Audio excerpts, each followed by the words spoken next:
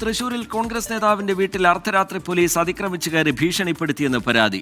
Vallathol Nagar block Congress committee president PI ഷാനവാസിന്റെ വീട്ടിലായിരുന്നു പരിശോധന.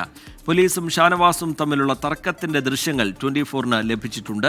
സൂരജ് സജി വിവരങ്ങളുമായി ചേരുന്നു തൃശൂരിൽ നിന്ന്. സൂരജ്, ഇങ്ങനെ അർദ്ധരാത്രിയിലൊരു പരിശോധന നടത്താനുള്ള കാരണമായി പോലീസ് പറയുന്നത് എന്താണ്? പിന്നീട് ഇതൊരു തർക്കത്തിലേക്കൊക്കെ പോയി. ഈ കോൺഗ്രസ് നേതാവിന്റെ പരാതിയുടെ ഉള്ളടക്കം എന്താണ് സൂരജ്?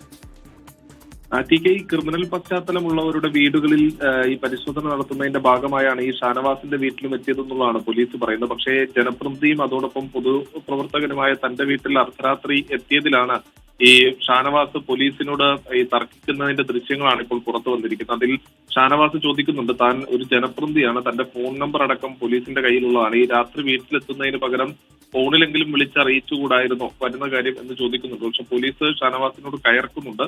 മുൻവിധിയോടുകൂടിയുള്ള പോലീസ് നടപടിയാണ് ഉണ്ടായതെന്നുള്ളതാണ് ഷാനവാസ് പറയുന്നത്. പലപ്പോഴും തന്നെ പോലീസ് വേട്ടയാടുന്നുണ്ട്.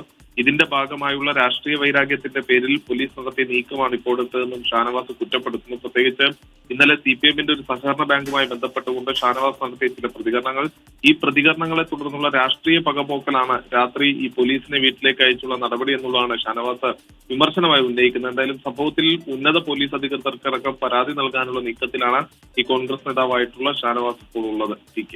ശരി, അർദ്ധരാത്രി പോലീസ് അതിക്രമിച്ചു കയറി വീട്ടിൽ പരിശോധന നടത്താൻ ശ്രമിച്ചു, ഭീഷണിപ്പെടുത്താൻ ശ്രമിച്ചു എന്ന് ചൂണ്ടിക്കാട്ടിക്കൊണ്ടാണ് ഈ കോൺഗ്രസ് നേതാവ് വള്ളത്തോൾ നഗർ ബ്ലോക്ക് കോൺഗ്രസ് കമ്മിറ്റിയുടെ പ്രസിഡന്റ് PI ഷാനവാസ് പരാതിയുമായി മുന്നോട്ട് പോകുന്നത്. സൂരജ് സജി തൃശൂരിൽ നിന്ന് വിവരങ്ങൾ നൽകുകയായിരുന്നു.